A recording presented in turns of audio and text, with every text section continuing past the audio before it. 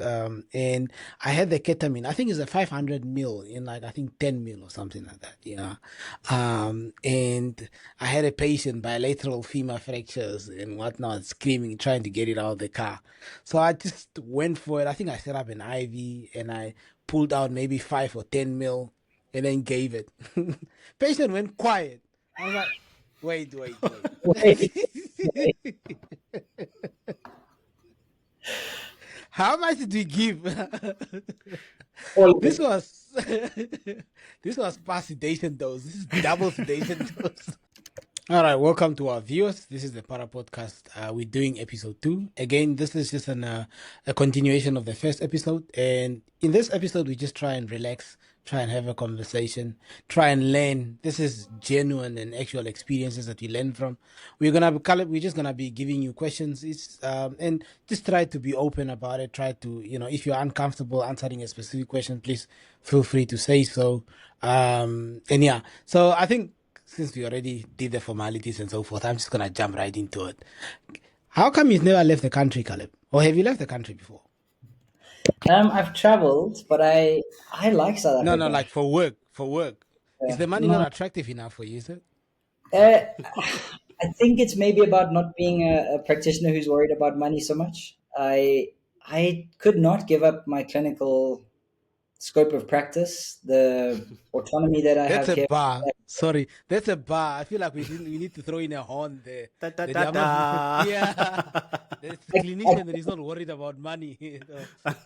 But I could. yeah, proceed, sorry. I don't feel like there's an amount of money that could pull me away from the autonomous practice that I get to have here in South Africa. I just don't think that is possible.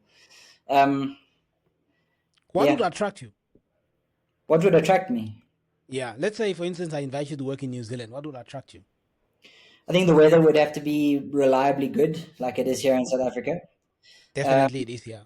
I'd need to be able to take my whole family with me. You can go Uh, For camping, you can go electricity, hiking.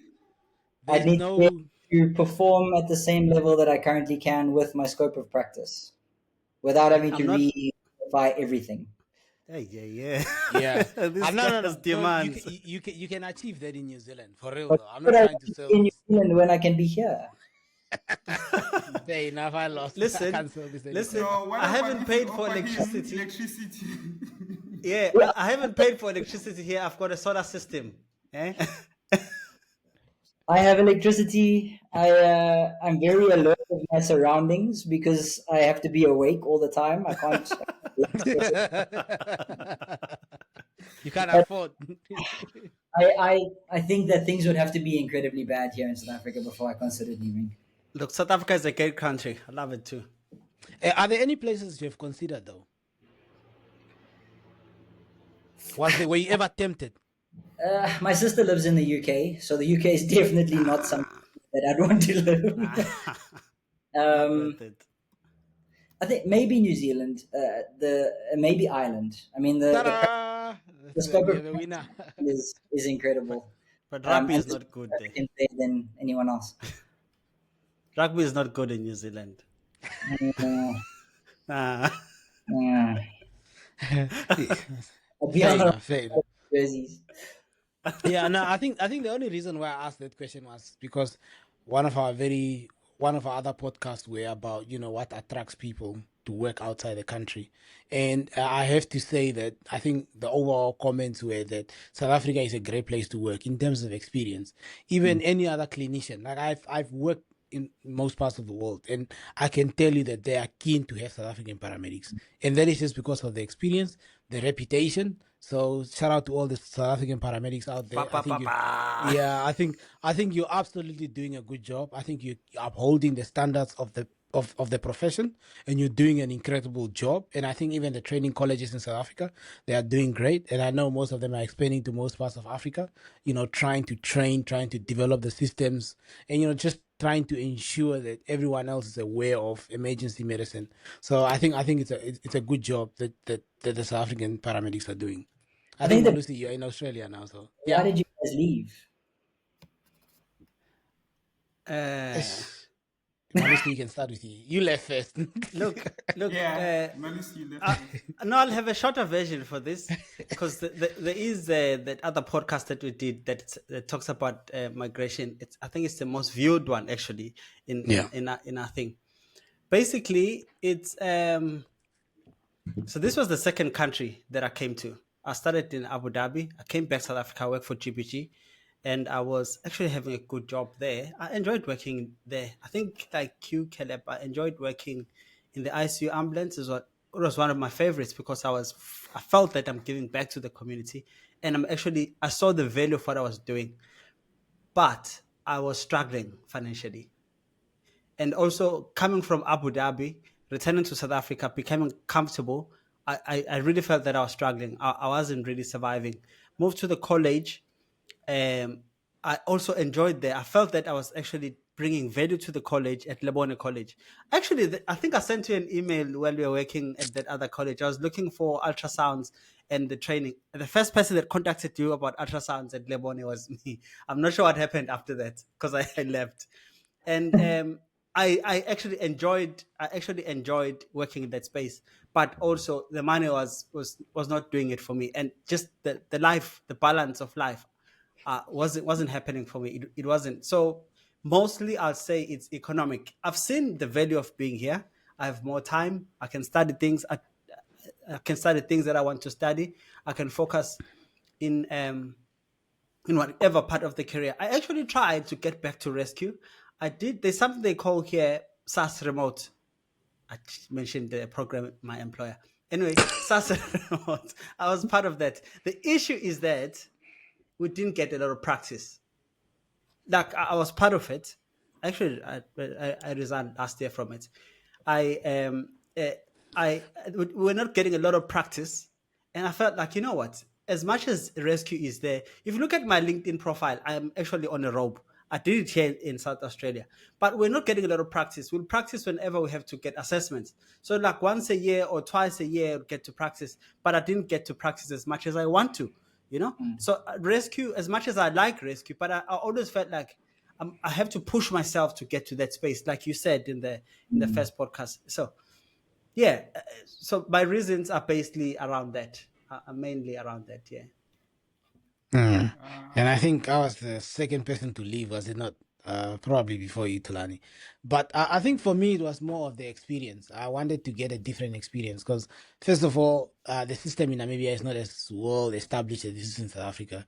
You guys have been doing it for years. I remember few of my, they were my lecturers at the time, then they became my colleagues. They were saying that the EMS in Namibia is what it used to be 20 years ago in South Africa. And I'm just like, come on, it It's cannot be not that that bad. bad. Yeah. But they were like, I can definitely promise you that. And then once you work outside, you actually get to feel that there is actually no system. And there are so many, the nitty gritty stuff. Like before you go out on the road, like, there is mentorship. And there is actually a transition to make sure that there is actually a trained paramedic that is sort of like that has been on the road for years that actually looks at what you're doing. And sometimes you don't really have that honest feedback, for yourself to grow and be a better clinician. So I just felt like I needed to get that. And eventually it's just the quality of life as well. And you want to get experience all around the world. And you just hopefully one day you can give back to the society and you can develop systems and make it better. Not compete with South Africa, but just make it better and just make it, ensure that everyone else in the rural facility or locations gets medical care just as the people in the cities. Because I feel like just because you live rural doesn't mean that you should not be getting the same quality of healthcare. So I think I think that's one of the reasons why I did. Yeah, from my side, I think also I want to summarize. I won't talk long, but it was mainly to find a balance between having to work hard and earn extra income and also do my studies because I'm busy with my studies and working a Monday to Friday job was good. There was good job satisfaction there, but I didn't have enough time to work on my studies and also having money to support the family. So I think the biggest push factor was having to find income that will be able to support my family, but also to have enough time for me to study. That was biggest Those are the biggest push factors.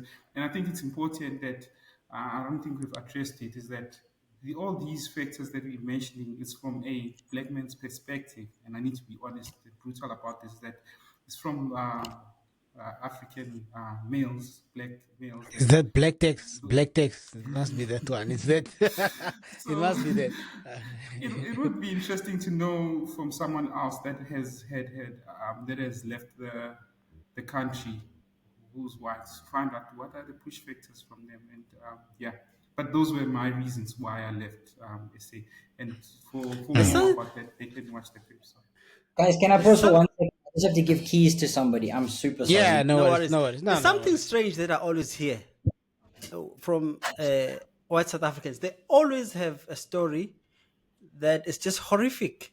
It's either they've been robbed or they stole their cars or some graphic story that they always have that makes them leave. Maybe it's true, it's there, but what I find strange is that each and every one of them will have a story like that, and I'm always get surprised. How come? It's like they're talking about another country that I don't know.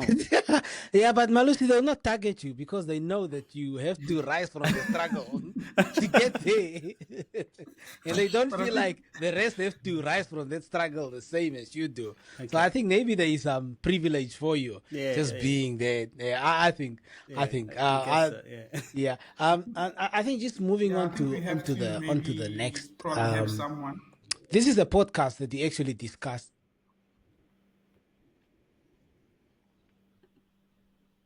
Yeah, sorry, Tulani.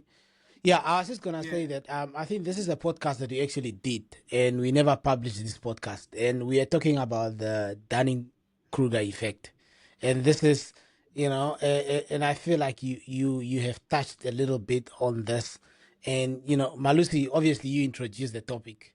Maybe you can just touch on it a little bit, and Kaleb can share his experience. What was that again? I have to remember. There is no way. There is no I way. know that I was all over it. Yeah. But let me. Yeah, but it's basically that Oh yes, the I less. remember. I remember. Yeah, that's it. You go for it. So, I think it's when you are an early practitioner, you're starting out, and you think you know everything.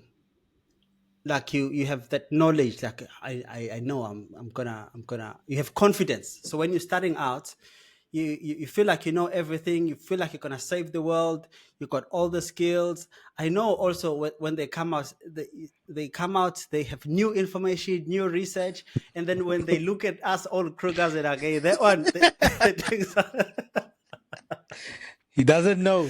At the same time, we're looking at them. Hey, they are still excited. Yeah. So when you're starting out, you think that you're there. Sometimes you practice, and then there's a point where you just crash and you go down. Like you feel that sometimes let's say you attend to a case that just challenges you, and you just crash. And it makes you feel like you don't belong in the community again, or you're not worth to be there. And then you start learning bits by bits by bits, like increasingly, depending on how you look after yourself. So basically, I think it's something that is similar to that. Yeah. So now, yeah, Yeah, go I on. was just gonna say, obviously, Caleb, you are in the education space. You see a lot of the guys that are coming up, and you see because you have emphasized a lot on when you are doing the teaching that you are learning from the guys, and you're sharing this experience, and there's this gap of where you learn from each other. What's your experience with this Dunning Kruger effect? As less experienced, most experienced, sort of like paramedics. I think all of us have probably experienced that Dunning-Kruger effect. If you have a look at the like the way that it sort of speaks about things is that when you are least experienced, you are the most confident, which is probably the scariest place to be. But it's because you don't know yet what you don't know. There's actually a really nice. I need to figure out where I saw it, but there's a really nice way of explaining the Dunning-Kruger effect, not in the graph, but using when you know what you know and you know what you don't know. There's like this really cool thing. But the more experienced a practitioner is, the more they have already forgotten what the new practitioner is starting to learn. They know it so well they've forgotten that they even know it. So to get it out of them is quite difficult. once you've figured out at the top of that Dunning-Kruger effect that, oh my goodness, everything that I know is not enough, and I need to know more in order to be better, that's where you hit that valley of despair, and there's just sadness and that's often where we burn out. I don't know if you guys have had any experiences of burnout, but sort of at the 2 to 3 year, that 2 to 3 year mark is the valley of despair of the Dunning-Kruger effect, where you've realized you haven't really been equipped with everything that you need in order to be able to do what you need to do. But you are far more competent in the valley of despair than you ever were when you qualified. And then it's about building the safe practitioner from that point onwards. So then it's about saying there needs to be a balance of building the confidence at the same time as your competence improves. And eventually you'll get back to a level of confidence, but it'll never be as high as it was when you first qualified and you thought you knew everything that you needed to know. But your competence will continue to improve, even though you will never be as confident as you were. And so for me, it's sort of that helping a student realize and get through those periods of realization that it's actually okay not to know what's going on. It's okay not to be particularly good at this. It's okay to feel like you really suck sometimes, because you do, and that's the starting point for learning. If you think that you're really good all the time, you'll never learn anything. We learn way more from failure than from success. So allowing yourself to feel that failure, I think, is really important. And although the Dunning-Kruger effect kind of comments and makes sort of a social comment on how dwarf people are when they first qualify, it really is actually a comment on how really well experienced and well competent people don't ever see their ability as good enough. And I think that's a mix of good and bad. I think there's burnout that comes from that as well, but I think it makes you a better practitioner. Yeah, that is very insightful. Yeah. One thing Sorry, I I was want to just say gonna follow up is, with a question. Yeah. yeah. Sorry, Elias. I think having known you for years, Caleb, it makes me feel better, and maybe it starts off like a confessions 101, is that I always saw this perfect clinician that doesn't make mistakes. And whenever you chat about something, like, yo, I didn't know about this. Yo. Like, so for me to hear you Yo. say, maybe I'm being dramatic, but for me it makes me feel good to know that we don't know everything, but from your perspective, it's good to hear that you also mess up, but you learn from that mistake. The take home message is that we also learn from your experiences, that you say that it's okay to mess up, but we need to reflect on those mistakes that we've made and improve ourselves and take it forward. And also, which is in line with the Dunning-Kruger effect, is that when we start, um, we don't know much. We have that unconscious incompetence that we think we know everything. Whereas, as with experience, as with life, you grow as a practitioner, you start having that unconscious competence. Yeah. Over to you. Sorry, Elias. There's something I wanted to say, Elias.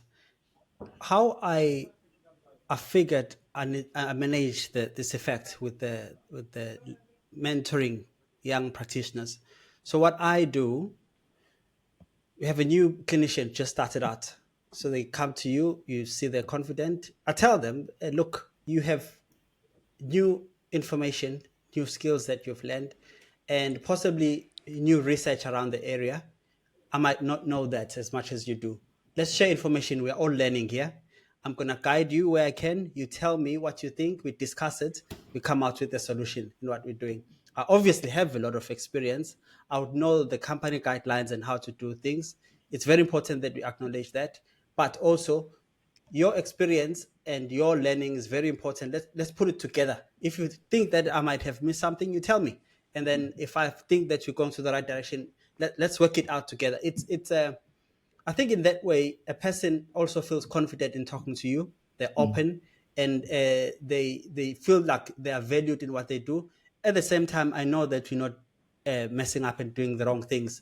That are, sometimes people when they refer to research, especially people that just finished their first degree, the quality of research is really sometimes not considered. It can be a paper that you can easily Google, you find information, and then that's how you decide this is how. Or a paper that you saw while you're doing your assignment. No one checked the quality of your paper. But now, if you talk about it, and your person that is mentoring you listens, and then put it together, we decide this is the direction that we're going. So that's how I normally manage in those situations. Yeah. That is a good approach to look at it. And I think my next leading on question is just, I think I want to get into the space of experience, and I kind of want us to talk about our failures, and I'll start with myself, and I think. And I remember I started off and when you're new in the service, you're eager to do stuff, and you have all these drugs that you got, and you're eager to use them. And I think I remember I was on a scene. It was a car crash, and I had the ketamine. I think it's a 500 mil in like I think 10 mil or something like that. Yeah, and I had a patient bilateral femur fractures and whatnot, screaming, trying to get it out of the car. So I just went for it. I think I set up an IV and I pulled out maybe 5 or 10 mil and then gave it. Patient went quiet. I was like, wait. Wait.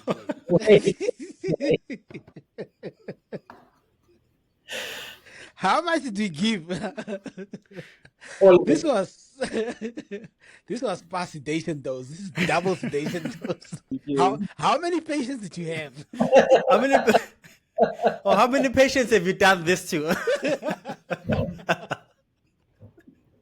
And I think it's just because you're so eager to get in. Sometimes you feel the pressure within yourself and the pressure of everyone else around you that you need to do something. Because then you need to get going. Because everyone's like, "Let's clear the scene. Let's finish up."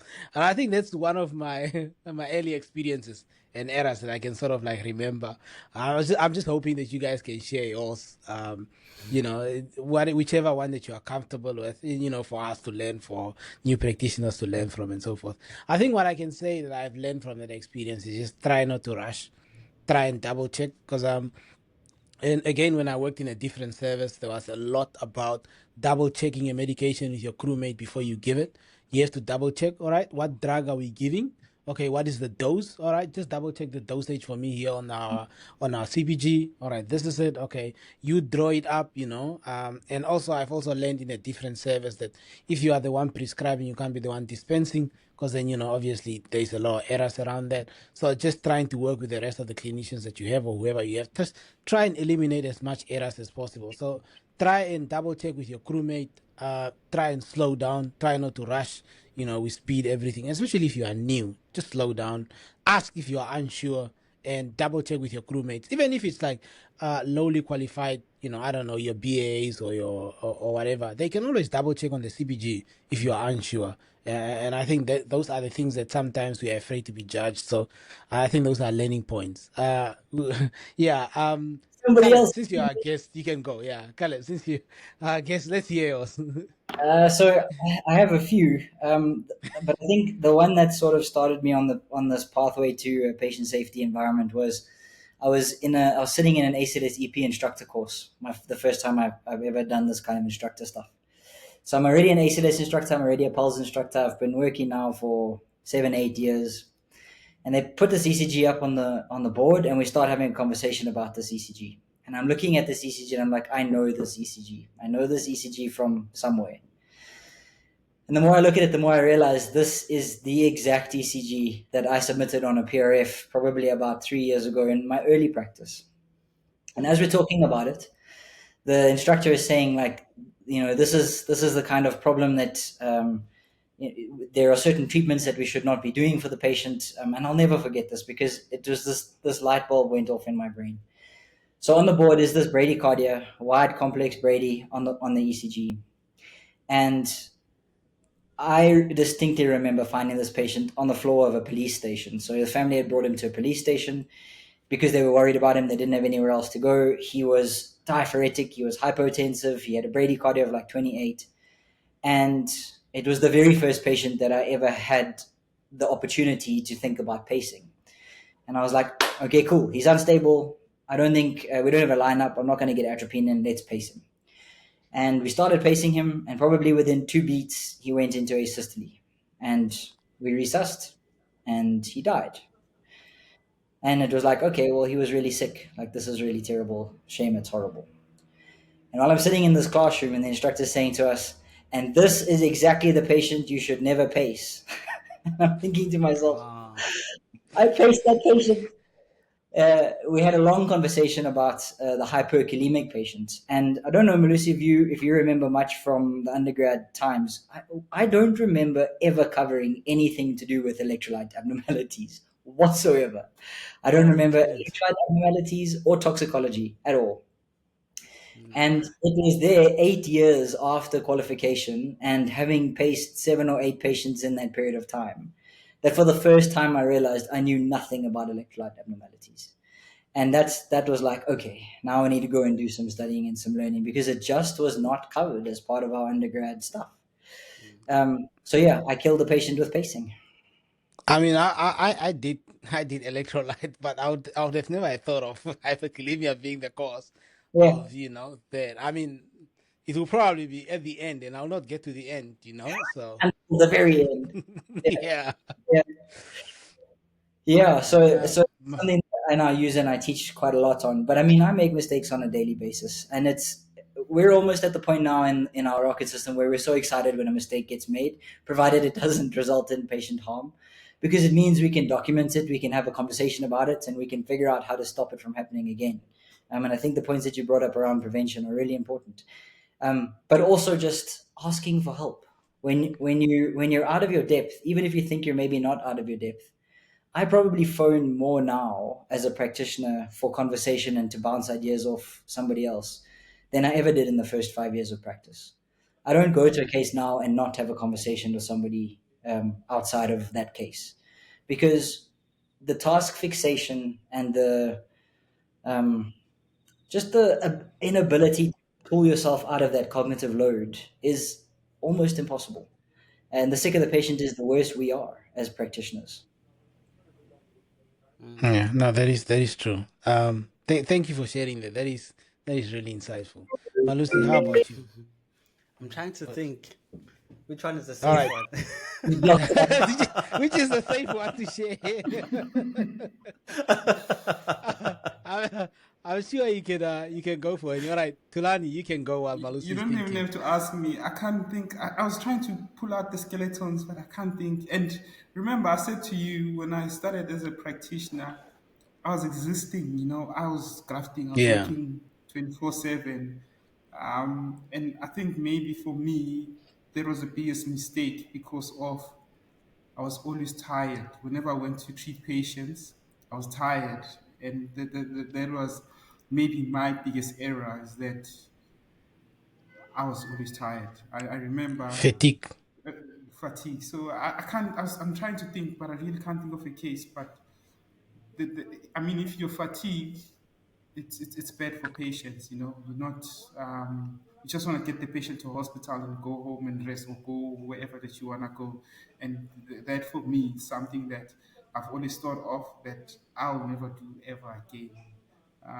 And when you're a newly qualified practitioner, no one warns you about these things. I was making money for the company because I didn't think any amount of money that I got was was worth the amount of work that I put in. But yeah, I can't think of anything other than that. I see Oh, Melis is also struggling with that. Malusi, have you thought of something yet? Because I have one more question that I want to ask Caleb before. I know he's a busy man, and I bet they are looking for him right now. um, so I wanted. Okay, yes, I remember. Okay, So let's go. this happened in one of the places where I worked. Luckily, it's not in this country. I need to declare that Don't worry, don't worry. The council is not gonna look for you. before I'm hunted. So it happened. This patient fell from the stairs. Was walking, then fell. It's sort of my build, and then he had severe pain. I'm like looking at this person. Okay, obviously, pain. I think we had morphine back then. So we're gonna give morphine. Okay, gonna give morphine for this one. I drop morphine. I give the patient morphine, and then when I give this morphine, the patient went tight. It's like his body went. I'm like, what happened now? It must be the pain medication working or something. I'm not sure. And then we continued. As the pain score, everything was fine. And then later when I check, I calculate the number of morphines I'm still left with the same quality. And then I check the adrenaline. That it might, I gave the patient 1 ampoule of adrenaline. And luckily, obviously it's not the whole thing, but it's just a gradual increase of whatever dose that I wanted to give. I learned that you need to check medication, double check. So what we do here, So you diluted 1 in 10. At least you gave 1 to 10,000. Not yeah, it's still bad. yeah, but It's yeah. still bad. At least his heart did not stop. He was still alive. Anyway, And you did not see the ECG going like, racing, or you're not paying attention, are you? Or you did not have an ECG I out. can't remember. I can't remember. It was early days, man. Early days, more than Guys, 10 years I'm ago. trying to not laugh, but this is Anyway, what we do here, you take medication, you say, this is the medication I'm going to give. You give it to your partner. They check, they look, they say, this is adrenaline, 1 milligram. This is the expiry date. You say that. They prepare, they give it to you, they label it, and they give it to you, and then give it to the patient. When you give it to the patient, you say, I'm giving adrenaline, how much? And then you keep it to yourself. Standard practice, everyone does that. I think we have, as Kaleb was saying, high cognitive load. Therefore, we have a high cognitive load. Sometimes you can't think of a lot of other things. You can't be the person who's responsible for everything that is happening around the scene. I'd never learned a lesson, never to, because the issue was that adrenaline and morphine had the same type of ampoule. If you remember, it was brownish one. It was the same one, so it's easy to mix them. So it's important that you double check your medication with someone. Yeah. We actually had in our bag, we had a potential adverse event where we had TXA and lignocaine in the same pouch. And they look very similar in terms of the size of the amp and the packaging, of the amp yeah. and everything. And actually, one of our practitioners pulled out lignocaine, realized it was lignocaine, put it back, and drew up the TXA. But because that was reported, it meant that the next practitioner in that high cognitive load wouldn't make that same mistake, because now they're separate. Now they're in completely different pouches, one labeled hemorrhage and one labeled heart. So there's very little chance to make that error. But I mean, think about how many times you have given morphine when you're tired. How do you know you gave morphine? We don't. We assume. I guess if they don't make like this, then we know. Now we know. No. Yeah. All right. Yeah, Kaleb, adverse I effects. think just heading off to the last one, and I think this is and this is one that I think comes with experience, and it's communicating death towards family members, and how you position yourself and how you phrase. Can you just chat to us, throughout your experience as to how you have grown to sort of like communicate this? I'm not sure how often you do this, but just talking about death and the positioning yourself as a paramedic and having the conversation with the family members. So it's definitely something that I used to find probably the hardest part of the job, and I definitely think it's because, first of all, I wasn't equipped when I first qualified to be able to manage such big things for somebody else. I was 24, 23 when I qualified. I didn't even have the ability to manage those emotions and experiences for myself. And here we are helping somebody else through those difficult environments. But it's actually something that I'm very, very interested in, and something that I now gravitate towards. So I will now not allow somebody else to do that conversation unless they really want to, because it's something that I really take pride in, and I think it's really important that we get it right. So I do a few things, and we do it as part of our training as well. Obviously, when we get to a patient who has died or is going to die, it's usually in the emergency space, which makes it a little bit more tricky. But there's a few things that I like to do to make it as doable as possible. So I'll always start off the resus and start the life-saving procedures, and then move back to have a conversation with the family, and be really honest and upfront about it, because you're not the person who's responsible for the death. but you are responsible for how that is managed. And that it's not your emergency, but you are part of the emergency, and you need to figure out how to make it as safe and as comfortable as possible. The second thing is that I always invite the family in to the recess. So I'll always try and bring them into the space if they're comfortable. And usually at the point where I'm not really needed so much in the recess anymore. You know, when the CPR is happening, or when you're things are working like clockwork, you don't really need input in terms of team leadership. Then I'll definitely bring the family in and be with them, because now I have that capacity to explain what's happening and to describe what we've done. I'll always show them the checklist. So I'll always show them the algorithm, and I'll always kind of take them through, these are the things that we've done. We've done all the best evidence available to us. We've done all the things that are possible, and your family's heart, or family member's heart is still not beating. And then recently we've started adding in ultrasound into our practice. So we now have ultrasound on all of our machines. So when I'm getting to that point of a resus, I'll get the ultrasound out, unless we've used it for ruling out reversible causes. And I'll have the conversation with the family to say, like, this is what's going to happen now. We are going to stop resuscitation. We're going to have a look at what's happening in the heart. We're going to look at the ECG, and we're going to look at the actual muscle. And you're going to look at the screen with me, and we're going to see what's happening. And if the heart is still doing something, we could potentially try if we needed to. But if it's something that's futile and not reversible, then we'll have that conversation beforehand. If I know that there's a potential that the heart's going to still be beating, I won't put the ultrasound on at that point. We'll wait a little bit until we know that there's going to be an asystole. And then we pause and we show the family that their family member has died. And then what I do with my team is we do two pauses. So I do a dignity pause where we cover the patient to make sure that vomit and mess and all of that kind of stuff is cleared up. We make sure that any private areas are covered, because I think that's a large part of the distress for family members, is just to have the family member presentable. And then the last pause that I'll do is just a death pause. So we spend a bit of time with the patient and the family present in the room. And I have a script for that. So I'll say usually the same thing every time. I'll touch the patient, hold their hand or hold their foot in some way. And I'll say, thank you everyone for all the hard work that you put into trying to save whatever the patient's name is today. And then I'll make eye contact with the whole team and just thank them for the work that they've put in. And then I end off by just saying, there is nothing more that could have been done. We're going to be present with the fact that this human being has died with us.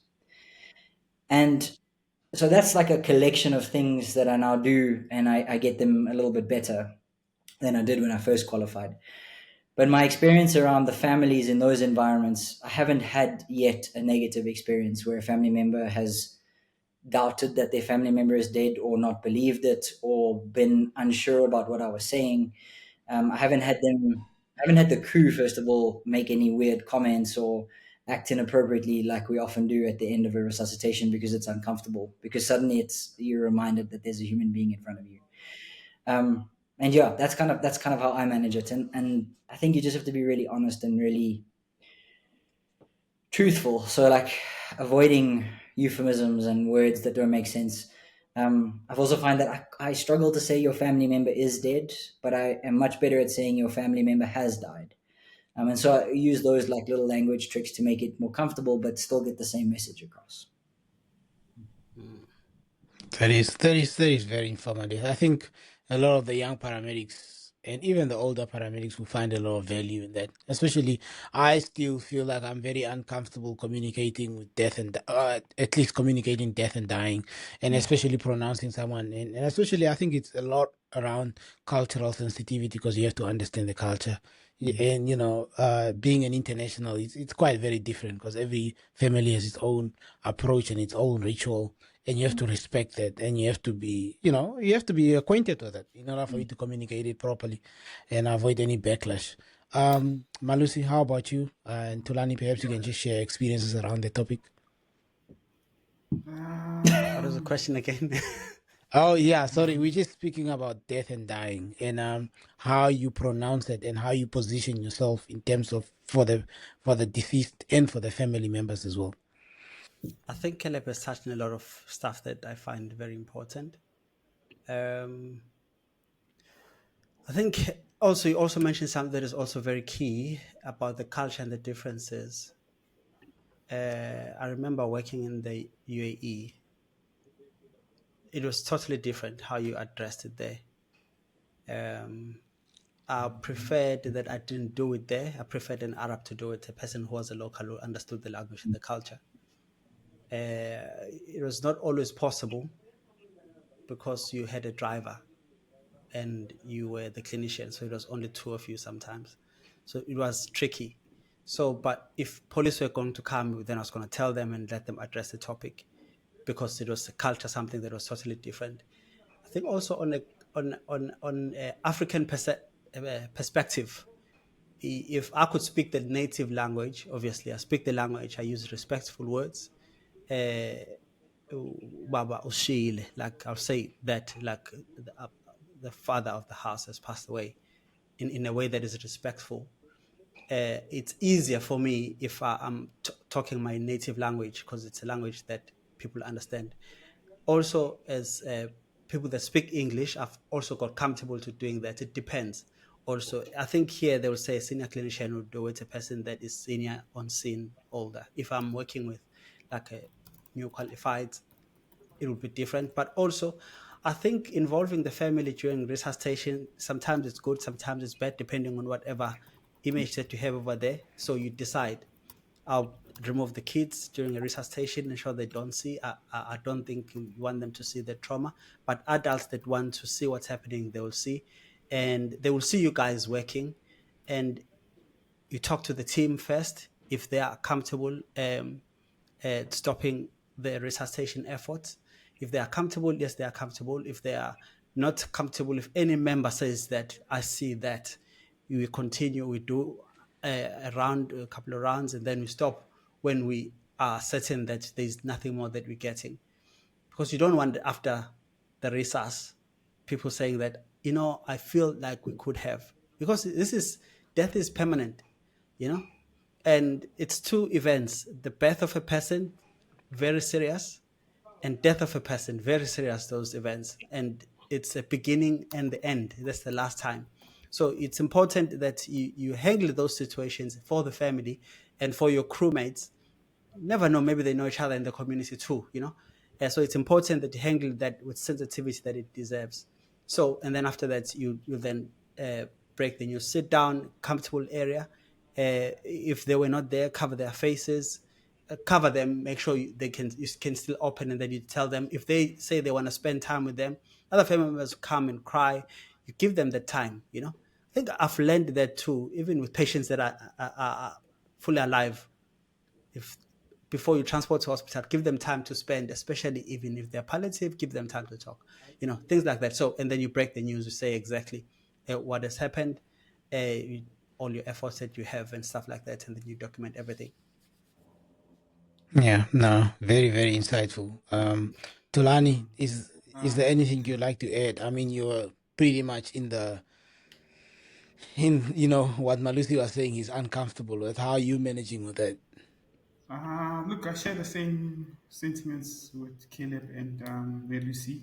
I think I'm not going to say much, is that delivering news of a death is always difficult, whether regardless of race. It's always a difficult thing, and it's essential for us to be sensitive and also to, especially in the African context or whatever culture that you're working in from, is that you need to be sensitive and compassionate, be clear and direct. But also the main thing is being professional in all aspects. I know, just to share a bit of an example, that I've had students, and in the way they would say your family member has died, they would sort of chuckle a little bit. I'm not sure if it would be a matter of embarrassment and all of that, but for someone who's been in that space where I was a student, I would understand. But from a family's perspective, if somebody does that, it's like you're finding it funny that someone else has died. So these are things that we need to avoid. But yeah, I think everything has been said much in detail by Caleb and Medusa, and even you, Elias. Yeah, no, thank you very much, gentlemen. I really Do appreciate you the still time. have time? No, no, no. I think we're over time now because it's supposed to be between 30 and 40 minutes, but we're at 44 minutes, which is great. Kaleb, thank you very much again. such invaluable knowledge that you shared with us today. In first episode and the second episode as well. Honestly, I'm sure a lot of people are going to resonate with what you have said, and they are going to learn from your experience and everything else that the panel has shared. We hope to have you back again. This is just the beginning, and we hope we can get a little bit of your insight and a little bit of your knowledge on another episode. Just again, re-emphasize how can they get through to Epic EM. And how, if anyone wants to get in touch with you, whether it's to share the wisdom that you have or just to, I don't know, whatever question they might have for you, how can they reach you? I think I'll share the links with you guys so that you can push them on the podcast if you want. But Yeah. we're all over everything, so you can just Epic EM on any of the platforms. We're everywhere. No. Thank you very much to our viewers. Please remember to like, subscribe. Do share this with your colleagues or whoever that you might think would be interested in the podcast. I think we are a very niche specific podcast, and usually it's our EMS community, but anyone that might benefit from this subject, death and dying, or, just the experience learning, trying to avoid errors and everything else related to the topic. Thank you very much, and see you in the next episode. Thank you. Cheers.